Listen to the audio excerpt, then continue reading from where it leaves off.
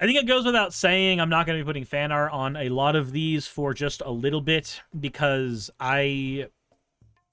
man, the assassination thing, it feels weird to, like, staple. I don't know why I used that for stapling, but it feels weird to staple that fan art there. Posture, I'll do real quick. I just wanted to go ahead and make a very quick video on a few of the instances of just strange self-owns. Not just self-owns, but also hypocrisies that have happened as a result of the assassination attempt on Donald Trump. So, here's one. Donald Trump Jr. saying that the Dems and their friends in the media knew exactly what they were doing with the literally Hitler bullshit. Now, let's ignore the fact that the shooter was registered Republican. Let's just get that out of the way real quick. The literally Hitler bullshit. Okay? Let's go ahead and see what the juxtaposition is there. Donald Trump Jr. saying it's a total disgrace what's going on in this fascist regime. Democracy dies in darkness. So wait, hold on. It's bad to call Trump Hitler, but it's okay to indirectly call Biden Mussolini. Do I have that right? Do I have that right, Donald Trump Jr.? Is it just special when it's your dad that gets shot or something gets shot around him? Is that what makes things different for you? That's so weird. Also, remember the Paul Pelosi attack? Where Nancy Pelosi's husband was almost killed by a hammer? Do you remember all the ways in which conservatives were freaking out and saying that this was a terrible thing and how it shouldn't have happened? No, they didn't. They didn't say that.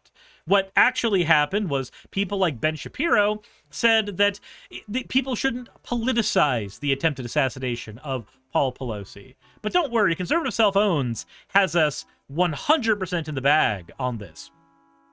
Let's start out with Ben Shapiro's "The attempt to twist the Paul Pelosi attack into a broader story about supposed extremism in Republican rhetoric, so vote Democrat, is so transparently opportunistic and pathetic. Everyone can see what you're doing, Democrats in the media. It is disgusting." Okay, cool. So that's what we hear about Paul Pelosi getting attacked before. So what does he say now? Oh yeah, ignoring the fact that Donald Trump mocked Paul Pelosi as well, and everybody was talking about it being his gay lover. And oh, yeah, let's not forget the hang Mike Pence that happened during January 6th. Let's go ahead and see what happens when Ben Shapiro doesn't politicize something. A shocking and tragic day for the nation. An amazing, heroic response from President Trump. You cannot repeatedly and endlessly label a major party candidate and former president, actual Hitler, a full-scale threat to democracy without radically increasing the danger of violence in America.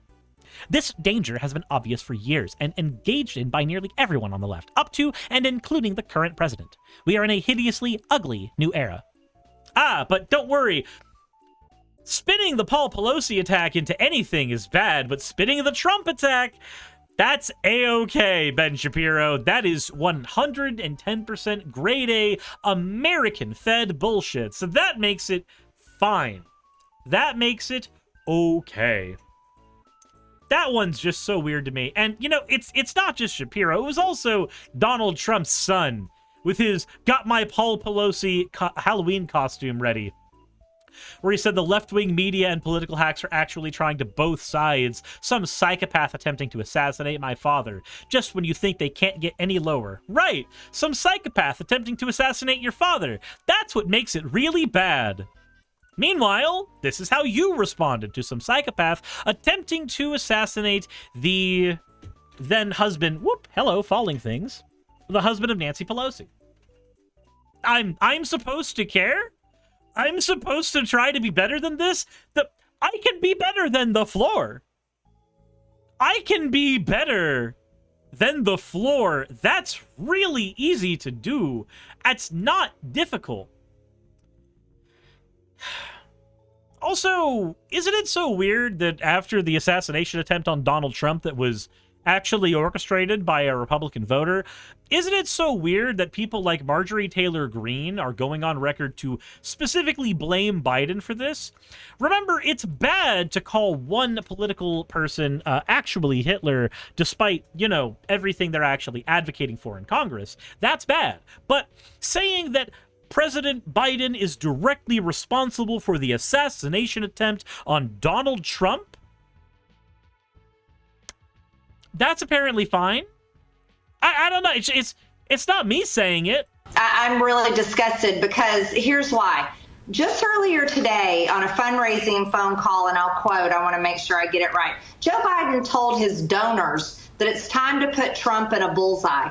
Well, guess what? That is exactly what someone did today with their rifle as they attempted to assassinate President Trump. They did exactly what Joe Biden said to his donors on the phone.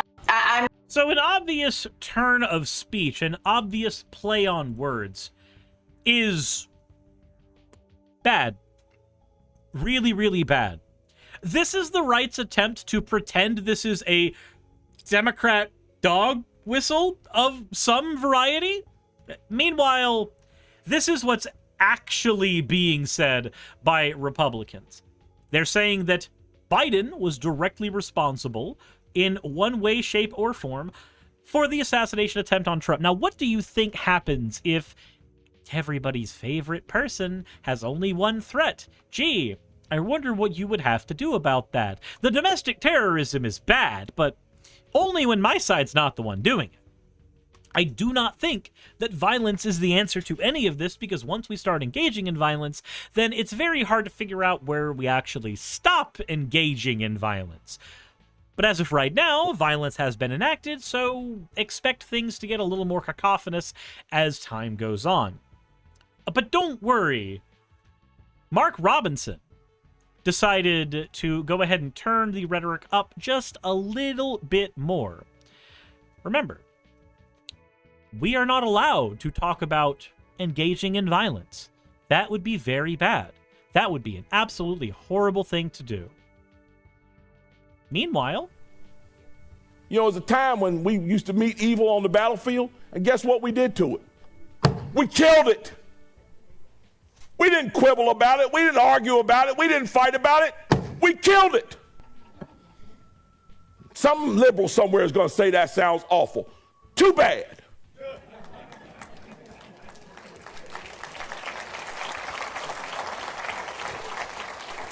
Get mad at me if you want to. Some folks need killing. It's time for somebody to say it. It's not a matter of vengeance. It's not a matter of being mean or spiteful. It's a matter it is actually all of those things, but of necessity. It's time to call out those guys in green and go have them handled. So I wonder which people need to be handled by the United States military within the United States. Yeah, and he's not speaking in turn of phrase there. This isn't Joe Biden said to a couple of donors in a private call the word bullseye. That means assassinations. No, this is an actual gubernatorial nominee saying specifically, we need to have our United States military engage on United States soil, killing United States citizens. The only question that can ever come up as a follow-up to that is, which United States citizens do you think we need to be killing? And I'm going to go ahead and go out on a limb to say that it would be the gay people, the trans people. You know, the people who are repeatedly called groomers, the people who are repeatedly called pedophiles. You know how there's Republican politicians that are selling shirts that say, shoot your local pedophile or kill your local pedophile. Weird that a Republican actually tried doing it and suddenly everybody's mad at him. Strange. But I just have to wonder, if there's a ton of demonizing rhetoric painting all trans people as deranged psychopaths, as people with autogynephilia, as people who are here to hurt your children, mutilate your kids, fuck your kids. If that's the way that you paint trans people, I think we can go ahead and assume exactly which kinds of people Mark Robinson think need to be killed by the United States military. Remember, we cannot engage in violent rhetoric. That would be incredibly bad. It doesn't get anything accomplished. Meanwhile, the other side, somehow, paradoxically, does this. Hillary wants to essentially abolish the Second Amendment. By the way, and if she gets to pick her judges, nothing you can do, folks. Although the Second Amendment people, maybe there is, I don't know. But maybe the Second Amendment people could just go kill Hillary Clinton if she gets elected. You know, just maybe that's a thing you can do. Hey, remember when the Supreme Court ruled that a president is allowed to do anything so long as it's an official action? You remember that? I remember that. So, it's weird to live in a world right now where that's the rhetoric from one of the people who is engaged in the presidential race right now. But we have to take the high road because some reason I can't for the life of me think of what it is. I think I forgot what it was a long time ago. Now, again, I'm saying without sarcasm, with no sarcasm whatsoever, that you should not go out and engage in political violence. All I'm saying is that it's very strange to be told that by the side that is constantly tiptoeing around the idea of killing American citizens. It's super fucking weird to me to constantly hear about how my girlfriend should be killed.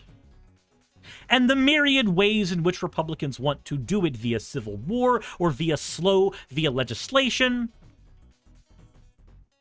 And then those same people will say that the left is engaging in the violent rhetoric, and the left should be not engaging in the violent rhetoric, and now is a time for unity and the country to come together. That's what I get to hear all the time from these people while they engage in the most flagrant levels of hypocrisy imaginable.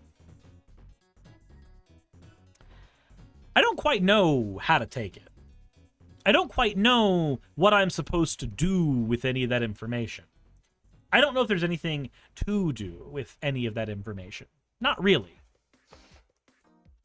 But I will say that it gets very, very tiring to be told that when, let's be honest, we're not the fucking ones doing it. En masse, lefties have not been the ones calling for violence. It's been the right doing it. And then they're the ones also denouncing if anybody gets even a picosecond close to thinking about it. You know what I want to do? You know what I want to do? I want to play Pokemon. That's what I want to do.